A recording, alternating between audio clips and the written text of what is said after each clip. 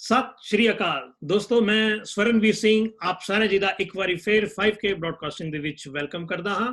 ਅੱਜ ਮੇਰੇ ਨਾਲ ਵੀਰ ਕਵਲਪਾਲ ਸਿੰਘ ਮੌਜੂਦ ਨੇ ਔਰ ਅਸੀਂ ਚਰਚਾ ਕਰਾਂਗੇ ਕਿ ਐਸੀਆਂ ਕਿਹੜੀਆਂ ਚੀਜ਼ਾਂ ਨੇ ਜਿਹੜੀ ਕਿ ਸਿੱਖਾਂ ਨੂੰ ਯੂਨਾਈਟ ਨਹੀਂ ਹੋਣ ਦੇ ਰਹੀਆਂ ਜਾਂ ਕਿਹੜੀਆਂ ਗੱਲਾਂ ਕਰਕੇ ਅਸੀਂ ਡਿਵਾਈਡਡ ਹੁੰਦੇ ਜਾ ਰਹੇ ਹਾਂ, ਯੂਨਾਈਟ ਨਹੀਂ ਹੋ ਪਾ ਰਹੇ ਹਾਂ।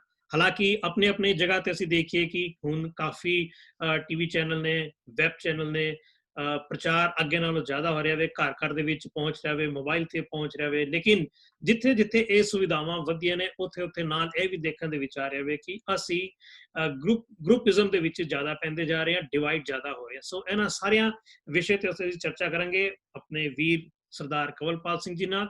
ਮੈਂ ਕਵਲਪਾਲ ਸਿੰਘ ਜੀ ਨੂੰ ਜੀ ਆਇਆਂ ਕਹਿੰਦਾ ਵਾਂ। ਕਵਲਪਾਲ ਸਿੰਘ ਜੀ, ਵਾਹਿਗੁਰੂ ਜੀ ਵਾਹਿਗੁਰੂ ਜੀ ਕਾ ਖਾਲਸਾ, ਵਾਹਿਗੁਰੂ ਜੀ ਕੀ ਫਤਿਹ। ਵੀਰ ਜੀ ਜੀ ਵੀਰ ਜੀ, ਜਿਸ ਤਰ੍ਹਾਂ ਤੁਹਾਨੂੰ ਅਸੀਂ ਜਾਣਕਾਰੀ ਦਿੱਤੀ ਹੈ ਕਿ ਅਸੀਂ ਜਿਸ ਮੁੱਦੇ ਉੱਤੇ ਅਸੀਂ ਵਿਚਾਰ ਕਰਨਾ ਵੇ, ਮੁੱਦਾ ਬੜਾ ਗੰਭੀਰ ਵੀ ਹੈ ਔਰ ਅਸੀਂ ਇੰਝ ਕਹਿ ਲਈਏ ਕਿ ਇਹ ਅਣਛੂਹਿਆ ਜਿਹਾ ਮੁੱਦਾ ਵੇ। ਅੱਜ ਤੱਕ ਠੀਕ ਤਰੀਕੇ ਦੇ ਨਾਲ ਇਸ ਮੁੱਦੇ ਦੇ ਉੱਤੇ ਵਿਚਾਰ ਨਹੀਂ ਕੀਤੀ ਗਈ।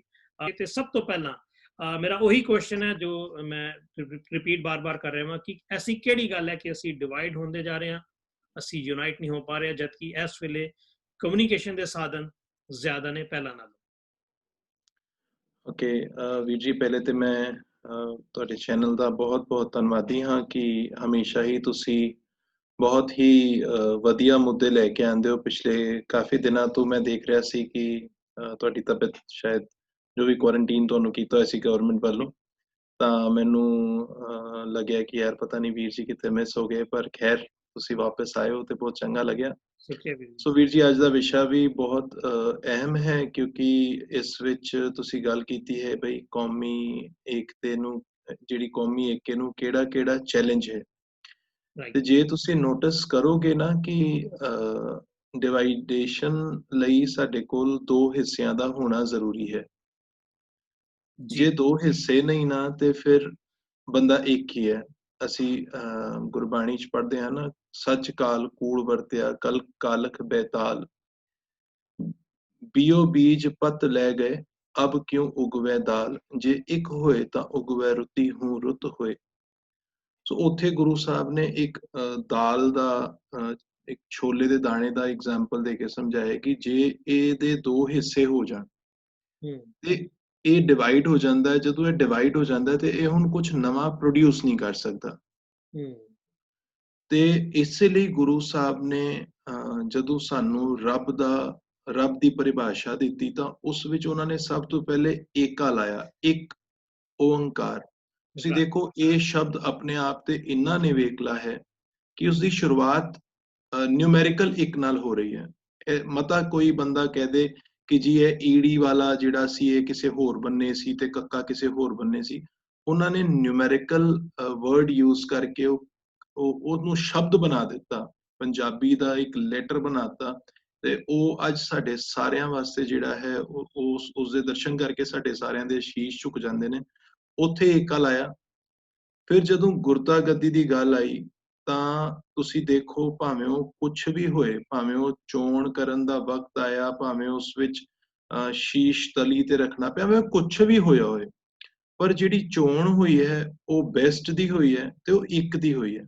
ਕਿਧਰੇ ਤੁਹਾਨੂੰ ਐਸਾ ਨਹੀਂ ਮਿਲੇਗਾ ਕਿ ਗੱਦੀ ਦੇ ਬਰਾਬਰ ਕੋਈ ਹੋਰ ਬੰਦਾ ਜਿਹੜਾ ਹੈ ਖੜਾ ਕੀਤਾ ਗਿਆ ਹੋਏ। ਤੇ ਅਗਰ ਅੱਗੇ ਆ ਕੇ ਦੇਖੋਗੇ, 10ਵੇਂ ਪਾਤਸ਼ਾਹ ਨੇ ਗੁਰਤਾ ਗੱਦੀ ਗੁਰੂ ਗ੍ਰੰਥ ਸਾਹਿਬ ਜੀ ਦੇ ਹੱਥ ਸੌਂਪ ਕੇ ਸਾਨੂੰ ਹੁਕਮ ਕਰਤਾ ਕਿ ਆਗਿਆ ਭਈ ਅਕਾਲ ਕੀ ਤਬਹਿ ਚਲਾਇਓ ਪੰਥ, ਸਭ ਸਿੱਖਨ ਕੋ ਹੁਕਮ ਹੈ ਗੁਰੂ ਮਾਨਿਓ ਗ੍ਰੰਥ। ਤੇ ਜੇ ਅਗਰ ਅਸੀਂ ਜਿੱਥੇ ਗੁਰੂ ਗ੍ਰੰਥ ਸਾਹਿਬ ਜੀ ਦੇ ਲੜ ਲੱਗ ਜਾਈਏ, ਜੇ ਅਸੀਂ ਆਪਣੇ ਜਿਹੜੇ ਇੱਦਾਂ ਕਹਿ ਲਓ ਸ਼੍ਰੀ ਅਕਾਲ ਤਖਤ ਸਾਹਿਬ ਹੈ, ਉੱਥੇ ਦੀ ਜਿਹੜੀ ਮਰਿਆਦਾ ਹੈ, ਉਸ ਵਿੱਚ ਵੀ ਮੈਂ ਦੇਖਿਆ ਹੈ ਕਿ 95% ਤੱਕ ਉਹ ਏਕੇ ਦੀ ਹੀ ਗੱਲ ਕਰਦੀ ਹੈ। ਐਸਾ ਨਹੀਂ ਹੈ ਕਿ ਉਸ ਵਿੱਚ 4-5% ਗੱਲਾਂ ਐਸੀਆਂ ਨਹੀਂ ਨੇ ਜੋ ਸਾਨੂੰ ਕਿਧਰੇ ਨਾ ਕਿਧਰੇ ਭ੍ਰਮਿਤ ਕਰਦੀਆਂ ਨੇ, ਪਰ ਠੀਕ ਹੈ, ਉਹ ਕਿੰਨਾ ਹਾਲਾਤਾਂ ਵਿੱਚ 1936 ਵਿੱਚ ਉਹ ਤਿਆਰ ਹੁੰਦੇ 1945 ਤੱਕ ਤਿਆਰ ਹੋਈ। ਅੱਗੇ ਦੇਸ਼ ਵੰਡ ਹੋ ਰਿਹਾ ਸੀ ਤੇ ਉੱਥੇ ਕਿਹੜੇ ਹਾਲਾਤ ਰਹੇ ਹੋਣਗੇ ਸਾਨੂੰ ਨਹੀਂ ਪਤਾ, ਪਰ ਜੇ ਅਗਰ ਉਸਨੂੰ ਅਸੀਂ ਪੜ੍ਹੀਏ, ਧਿਆਨ ਦਈਏ, ਤਾਂ 95% ਤੱਕ ਗੱਲਾਂ ਉਸ ਵਿੱਚ ਬਹੁਤ ਪੋਜ਼ਿਟਿਵ ਨੇ ਔਰ ਸਾਨੂੰ ਸਿੱਖਾਂ ਨੂੰ ਇੱਕ ਕਰਦੀਆਂ ਨੇ। ਜੀ। ਤੇ ਵੀਰ ਜੀ ਜਿਸ ਤਰ੍ਹਾਂ ਰਹਿਤ ਮਰਿਆਦਾ ਦੇ ਐਸੇ ਅਗਰ ਤੁਸੀਂ, ਕਿਉਂਕਿ ਜਿਹੜੇ ਸਾਡੇ ਦਰਸ਼ਕ ਨੇ ਉਹ ਉਹਦੇ ਵਿੱਚ ਨਵੀਂ ਪਨੀਰੀ ਵੀ ਹੈ, ਜਾਂ ਕੁਛ ਇਹੋ ਜਿਹੇ ਦਰਸ਼ਕ ਵੀ ਨੇ ਜਿਹੜੇ ਕਿ ਤਾਂਘ ਤੇ ਰੱਖਦੇ ਨੇ ਪਰ ਸਮਾਂ ਨਾ ਹੋਣ ਕਰਕੇ ਰਹਿਤ ਮਰਿਆਦਾ ਨੂੰ ਨਹੀਂ ਪੜ ਪਾਏ ਜਾਂ ਉੱਥੇ ਤੱਕ ਨਹੀਂ ਜਾ ਪਾਏ। ਸਾ ਕੁਝ ਕੁ ਪੁਆਇੰਟ ਅਗਰ ਤੁਸੀਂ ਹਾਈਲਾਈਟ ਕਰ ਦਿਓ ਜਿਹਦੇ ਨਾਲ ਪਤਾ ਲੱਗੇ ਕਿ ਰਹਿਤ ਮਰਿਆਦਾ ਸਾਨੂੰ ਕਿਹੜਾ ਸੁਨੇਹਾ ਦਿੰਦੀ ਹੈ ਤੇ ਕਿਉਂ ਅਸੀਂ ਉੱਥੋਂ ਵਿਛੜੇ ਹੋਏ ਹਾਂ। ਬਈ ਦੇਖੋ, ਤੁਸੀਂ ਜੇ ਅਗਰ ਸਿੱਖ ਰਹਿਤ ਮਰਿਆਦਾ ਅਨੁਸਾਰ ਸਿੱਖ ਦੀ ਪਰਿਭਾਸ਼ਾ ਹੀ ਪੜ੍ਹ ਲਓ ਨਾ, ਜੀ। ਤਾਂ ਉਸ ਦਾ ਜਿਹੜਾ ਸ਼ੁਰੂਆਤ ਹੁੰਦੀ ਹੈ, ਸ਼ੁਰੂਆਤ ਵਿੱਚ ਹੀ ਆਂਦਾ ਹੈ ਸਿੱਖ ਦੀ ਤਾਰੀਫ।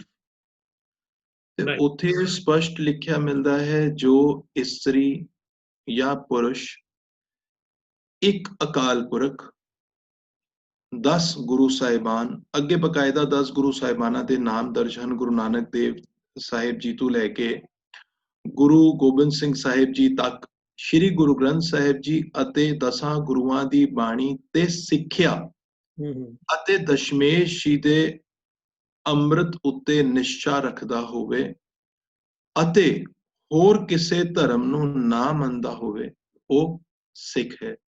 ਹੁਣ ਇਸ ਨੂੰ ਤੁਸੀਂ ਥੋੜਾ ਜਿਹਾ ਧਿਆਨ ਨਾਲ ਸਮਝੋ ਕਿ ਹੂੰ। ਉਹਨਾਂ ਨੇ ਸਾਨੂੰ ਇਸ ਪਰਿਭਾਸ਼ਾ ਵਿੱਚ ਕਿੰਨੀ ਵਾਰ ਇੱਕ ਕੀਤਾ। ਇੱਕ, ਕਿ ਸਾਡੀ ਟੇਕ ਇੱਕ ਅਕਾਲ ਪੁਰਖ ਤੇ ਹੋਣੀ ਚਾਹੀਦੀ ਹੈ। ਬਿਲਕੁਲ ਜੀ।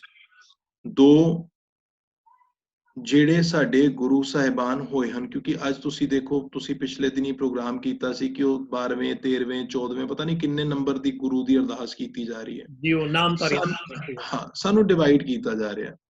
ਉਥੋਂ ਸਾਨੂੰ ਇੱਥੇ ਸਾਨੂੰ ਸਪਸ਼ਟ ਹੁਕਮ ਹੈ ਕਿ ਬਈ ਜੋਤ ਉਹਾਂ ਜੁਗਤ ਸਾਏ ਸ਼ਹਿ ਕਾਇਆ ਫੇਰ ਪਲਟੀ ਹੈ, ਕਿ ਗੁਰੂ ਨਾਨਕ ਸਾਹਿਬ ਜੀ ਤੋਂ ਲੈ ਕੇ ਗੁਰੂ ਗੋਬਿੰਦ ਸਿੰਘ ਸਾਹਿਬ ਜੀ ਤੱਕ, ਅੱਗੇ ਗੁਰੂ ਗ੍ਰੰਥ ਸਾਹਿਬ ਜੀ ਤੱਕ ਜੋਤ ਇੱਕ ਹੀ ਚਲੀ ਆ ਰਹੀ ਹੈ।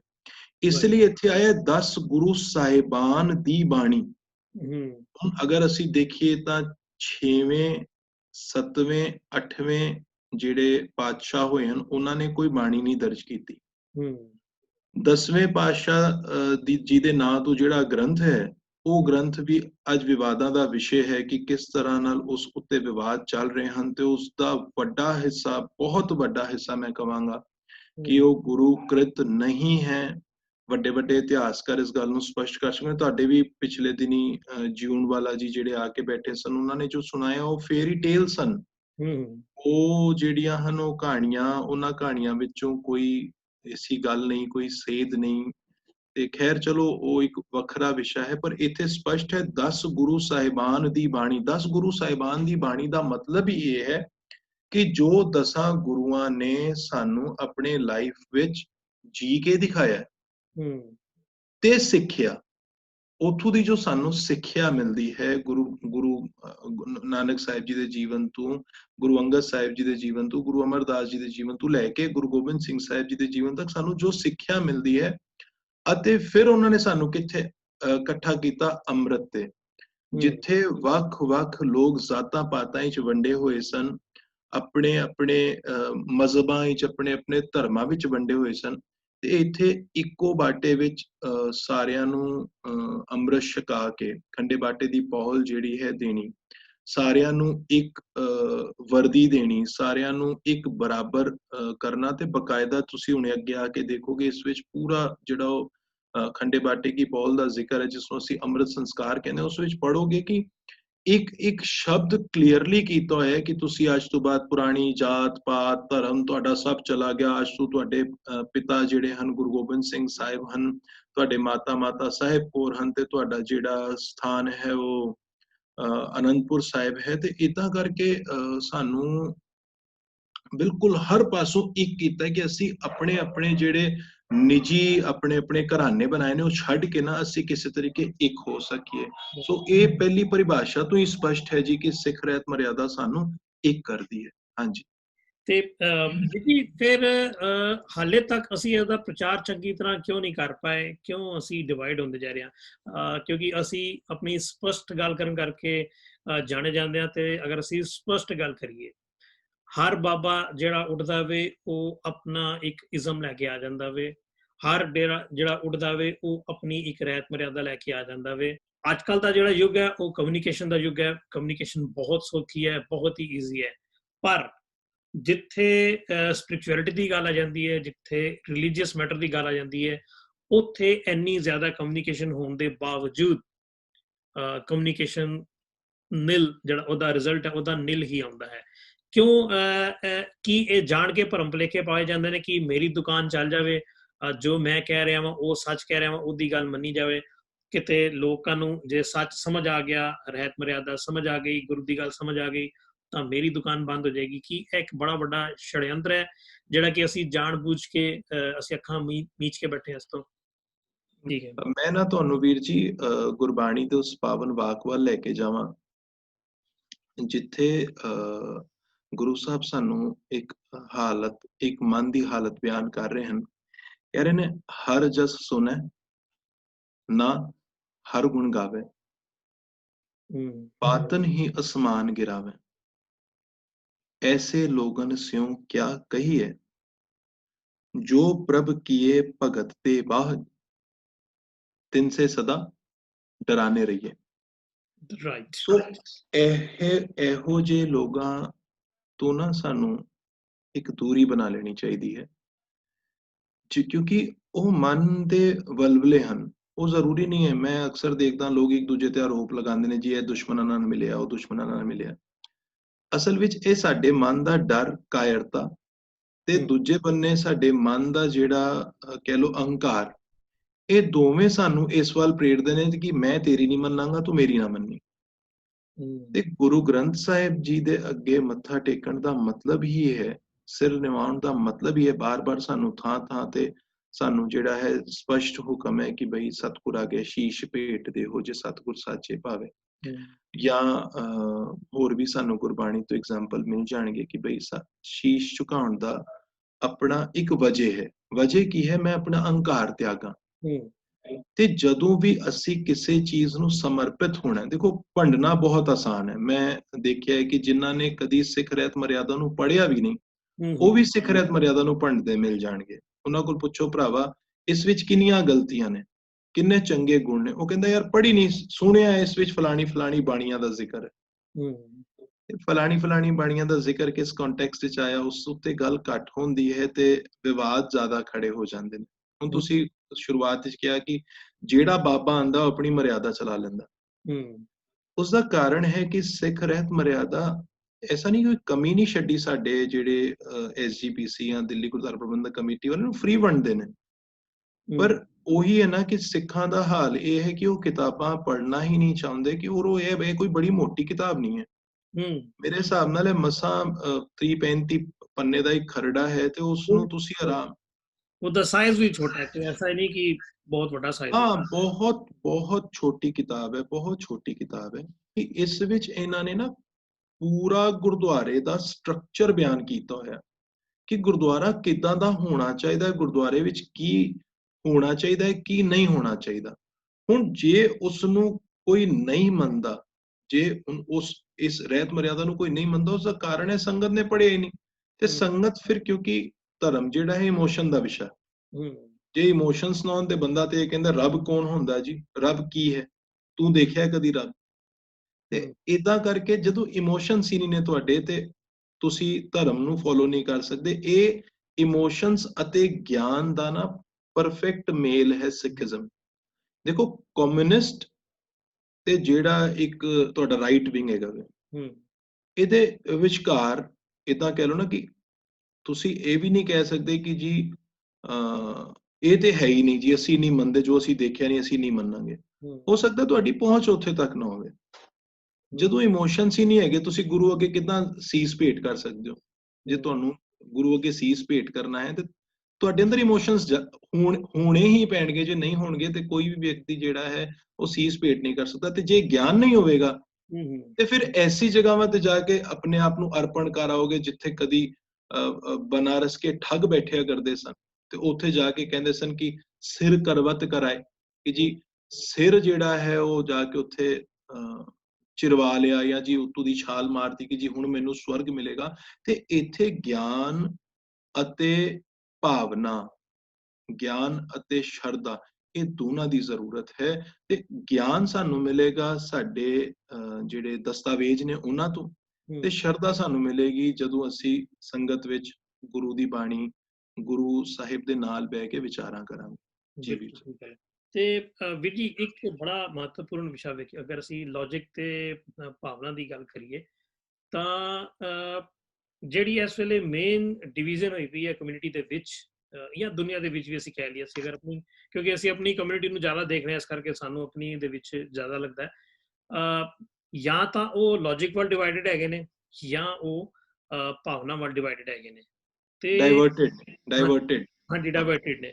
ਤੇ ਇਹ ਇਸ ਨੂੰ ਕਿਵੇਂ ਅਸੀਂ ਖਤਮ ਕਰ ਸਕਦੇ ਹਾਂ ਕਿ ਜਿਹੜੇ ਪ੍ਰਚਾਰਕ ਥੋੜਾ ਬਹੁਤ ਸੋਚਦੇ ਨੇ ਇਸ ਬਾਰੇ, ਕਿ ਉਹਨਾਂ ਵਾਸਤੇ ਕੁਝ ਸਪੈਸ਼ਲ ਮਾਪਦੰਡ ਰੱਖੇ ਜਾ ਸਕਦੇ ਨੇ ਕਿ ਅਗਰ ਇਸ ਤਰੀਕੇ ਨਾਲ ਪ੍ਰਚਾਰ ਕੀਤਾ ਜਾਵੇ ਤਾਂ ਇਹ ਗੱਲ ਜਿਹੜੀ ਹੈਗੀ ਹੈ ਭਾਵਨਾ ਤੇ ਗਿਆਨ ਦੋਨੋਂ ਦੀ ਅਸੀਂ ਦੁਨੀਆ ਤੱਕ ਪਹੁੰਚਾ ਸਕਦੇ ਹਾਂ, ਸਿੱਖਾਂ ਤੱਕ ਪਹੁੰਚਾ ਸਕਦੇ ਹਾਂ।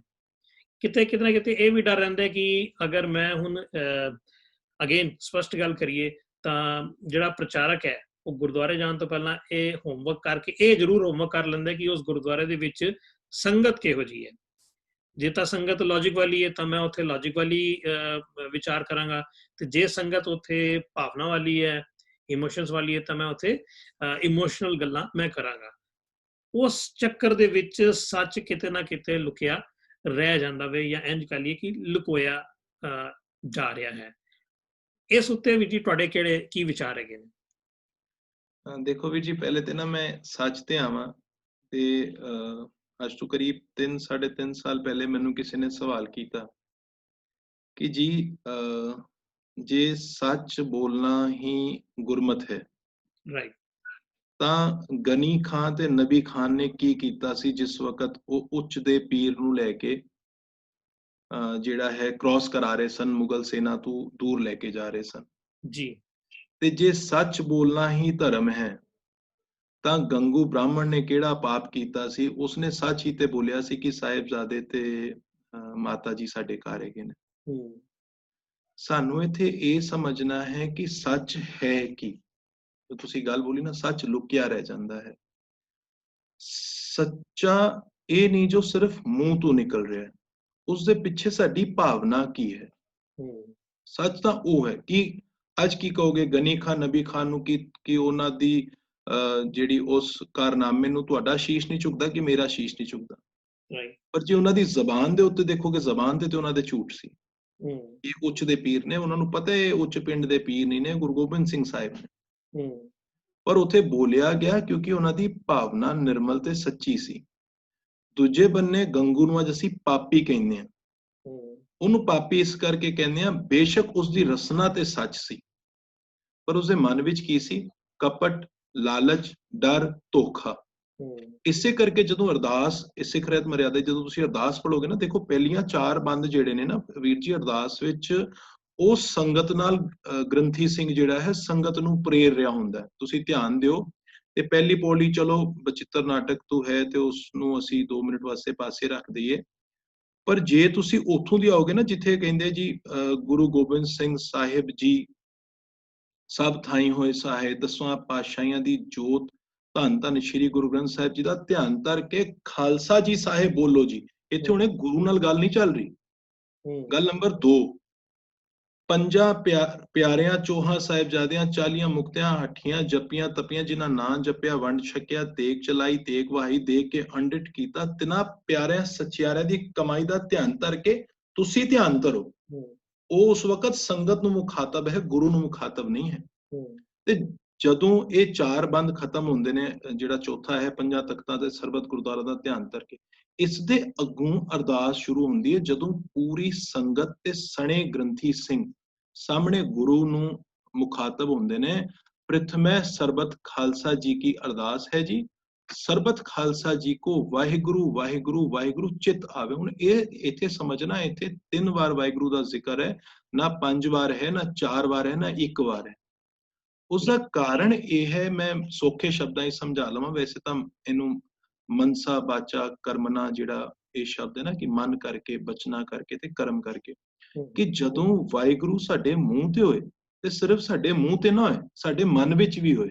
ਜੇ ਮੂੰਹ ਤੇ ਹੋਏਗਾ ਤੇ ਲੋਕ ਤੇ ਗੁਰੂ ਸਾਹਿਬ ਕਹਾਂਗੇ ਕਿ ਬਈ ਮੂੰਹ ਤੂੰ ਤਾਂ ਰਾਮ ਰਾਮ ਚੋਰ ਵੀ ਕਹਿੰਦਾ, ਤੇਰੇ ਹਿਰਦੇ ਵਿੱਚ ਤਾਂ ਚੋਰੀ ਛੁਪੀ ਹੋਈ ਹੈ ਵੀ ਜਿਸ ਵਕਤ ਅਸੀਂ ਭੇਸ਼ ਬਣਾ ਕੇ ਕਿਸੇ ਨੂੰ ਭੇਖ ਬਣਾ ਕੇ ਕਿਸੇ ਨੂੰ ਲੁੱਟਦੇ ਹਾਂ ਤੇ ਉਸ ਵਕਤ ਵੀ ਤੇ ਸਾਡਾ ਜਿਹੜਾ ਉੱਪਰ ਦਾ ਕੱਪੜਾ ਹੁੰਦਾ ਉਹ ਤਾਂ ਜਿਹੜਾ ਰਾਮ ਰਾਮ ਹੀ ਬੋਲ ਰਿਹਾ ਹੁੰਦਾ ਉਹ ਤਾਂ ਵਾਹਿਗੁਰੂ ਵਾਹਿਗੁਰੂ ਬੋਲ ਰਿਹਾ ਹੁੰਦਾ ਪਰ ਸਾਡੇ ਅੰਦਰ ਕਪਟ ਹੁੰਦਾ ਤੇ ਇਸ ਕਰਕੇ 3 ਵਾਰ ਬੋਲਿਆ ਗਿਆ ਕਿ ਤੇਰੇ ਮੂੰਹ ਵਿੱਚ ਮਤਲਬ ਭਾਵ ਜਦੋਂ ਤੂੰ ਕੁਝ ਬੋਲਣ ਲੱਗੇ ਤੇਰੀ ਜ਼ਬਾਨ ਵਿੱਚ ਵਾਹਿਗੁਰੂ ਹੋਵੇ ਤੇਰੇ ਮਨ ਵਿੱਚ ਜਿੱਥੋਂ ਤੂੰ ਸੋਚਦਾ ਹੈ ਉੱਥੇ ਵੀ ਵਾਹਿਗੁਰੂ ਹੋਵੇ ਤੇ ਤੇਰੇ ਕਰਮਾਂ ਵਿੱਚ ਜਿਹੜੇ ਤੇਰੇ ਹੱਥ ਪੈਰ ਨਾਲ ਜੋ ਤੂੰ ਕਰਮ ਕਰਦਾ ਉਸ ਵਿੱਚ ਵੀ ਵਾਹਿਗੁਰੂ ਹੋਵੇ ਤੇ ਜਦੋਂ ਇਸ ਚੀਜ਼ ਨੂੰ ਅਸੀਂ ਸਮਝ ਲਾਂਗੇ ਤਾਂ ਸਾਨੂੰ ਸਮਝ ਆਏਗਾ ਸਾਨੂੰ ਕੀ ਬੋਲਣਾ ਹੈ ਤੇ ਕੀ ਨਹੀਂ ਬੋਲਣਾ ਇਹ ਨਹੀਂ ਕਿ ਸੱਚ ਮੂੰਹੋਂ ਬੋਲਤਾ ਤੇ ਦਿਲ ਵਿੱਚ ਕਪਟ ਰੱਖਿਆ ਹੋਇਆ ਤੇ ਦਿਲ ਵਿੱਚ ਕਪਟ ਦਾ ਵੀਰ ਜੀ ਵੱਡਾ ਕਾਰਨ ਹੈ ਸਾਡੀ ਈਗੋ ਤੇ ਸਾਡਾ ਸਮਰਪਣ ਨਾ ਕਰਨ ਦਾ ਜਿਹੜਾ ਇੱਕ ਜ਼ਿੱਦ ਹੈ ਨਾ ਈਗੋ ਕਰਕੇ